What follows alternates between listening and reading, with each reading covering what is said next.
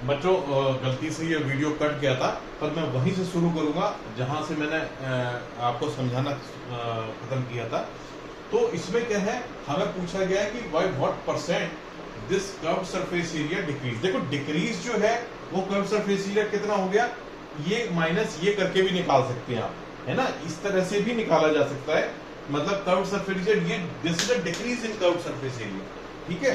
तो इसको हम यहीं से आगे लेके जाएंगे क्योंकि वीडियो डिस्कनेक्ट हो गया था। तो आप कह रहे हैं हमें निकालना कैसे, परसेंटेज में निकालना है, ठीक है। तो परसेंटेज का मतलब ये है कि हम बोलेंगे, हम कहते हैं why what percent does it curve surface area decrease.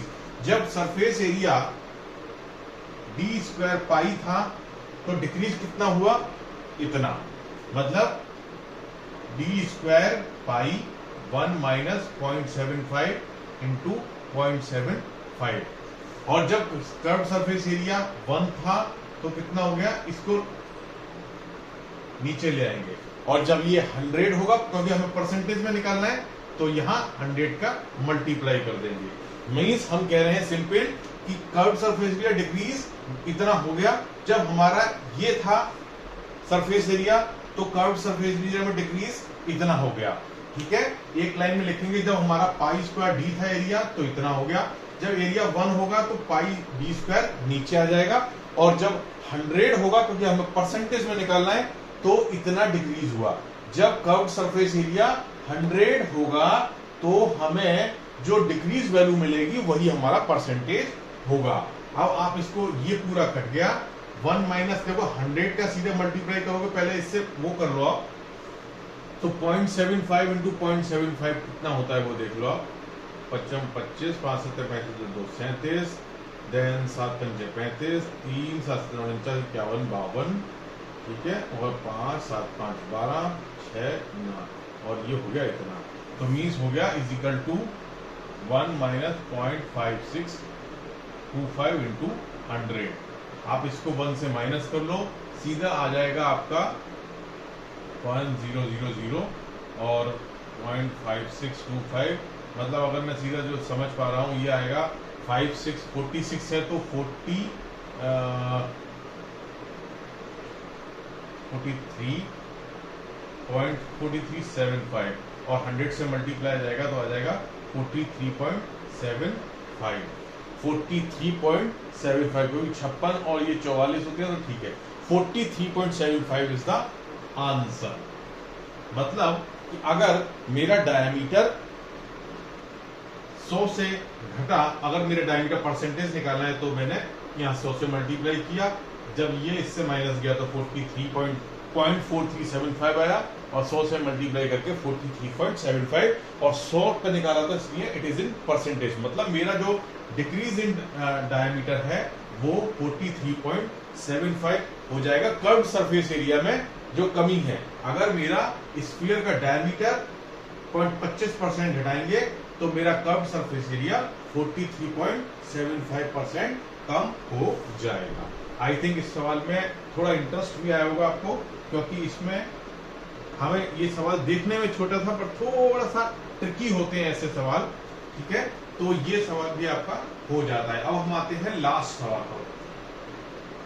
This is also interesting सम, ठीक है। The right circular cylinder, cylinder में एक बॉल पड़ी हुई है, just encloses a sphere of radius r। मतलब कि बॉल जस्ट एनक्लोजेस, ये फोटो देख के आप समझ लेंगे जितनी इसकी डाया है, इस बॉल का जितना डाया है वो इसकी हाइट है। इस बॉल का जितना डाया है वो इसकी हाइट है। मतलब अगर मान लीजिए इस बॉल का डाया d है तो इसकी हाइट d है। सिर्फ समझिए कि यहां इसकी हाइट, ये बेटा बहुत जल्दी सूखते हैं, d, ठीक है। ये सिलेंडर पूरा जस्ट एनक्लोजेस, मतलब ये d है। और एक और मजे की बात, सिलेंडर की जो डायमीटर है वो भी d है, क्योंकि बॉल तो सेम होती है। मतलब कि अगर जो ये है वही हाइट है, वही डाया है, जो सिलेंडर का डाया है वो इसकी हाइट है, क्योंकि बॉल बिल्कुल फिट है इसमें, ठीक है। अब क्या कहता है, फाइंड, और रेडियस r मान लो। चलो डाया नहीं दिया तो इसको मतलब 2r मान लो, और इसको हाइट, इसको भी, ये भी 2r हो गया क्योंकि उसने r दी हुई है। स्फीयर की radius, surface area of a sphere, simple, surface area of sphere क्या होता है 4 पाई r स्क्वायर। 4, इसने सिलेंडर की रेडियस दी है, just encloses a sphere of radius r, sphere को एनक्लोज करता है 4 पाई। अच्छा, अब इंटरेस्टिंग चीज क्या है, 4 पाई होता है, उसने r जो है रेडियस है, तो ये तो सिंपल r ही होगी, ये फॉर्मूले के हिसाब से होगी। The right circular cylinder just encloses a sphere of radius r, sphere है तो सिंपल उसकी रेडियस ये उसने जो दी है r दी हुई है। ये मतलब सिंपल, यहाँ बॉल चारों तरफ से आप महसूस कीजिए, सिलेंडर के अंदर जो बॉल पड़ी हुई है उसकी रेडियस r है, तो 4 पाई r स्क्वायर, तो सीधे सरफेस एरिया हो गया, फॉर्मूले से भी निकलता है हमारा, ठीक है। उसके बाद कहता है curved surface area of a cylinder. अब ये इंटरेस्टिंग चीज ये है, ये surface area of a sphere ये तो निकल आया, curved surface area of a cylinder, cylinder का कर्व्ड सरफेस एरिया क्या है, इसको ऊपर के की बात नहीं कर रहा, केवल कर्व्ड सरफेस एरिया कितना होता है, मैंने बताया था पैरामीटर होता है सर्किल का 2 पाई r और h, this is the curved surface area of cylinder, ठीक है। अब 2 पाई r यहां पर सच में ही r है, जो स्फीयर की रेडियस है वही इसकी सिलेंडर की रेडियस है, और h कितनी है, जो बॉल का डायमीटर है, मतलब 2r सिलेंडर की हाइट है, ठीक है।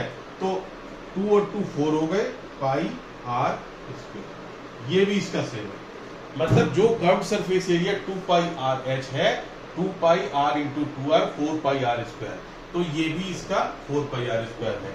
अब क्या है, ratio of the areas obtained above first and second, ratio क्या है, बहुत सिंपल है, सरफेस एरिया ऑफ स्फीयर मान लो, इसको r मान लो, सॉरी s मान लो, इसको s डैश मान लो, तो s अपॉन s डैश कितना है 4 पाई r स्क्वायर, और ये भी 4 पाई r स्क्वायर है, तो 1:1 दोनों सेम है।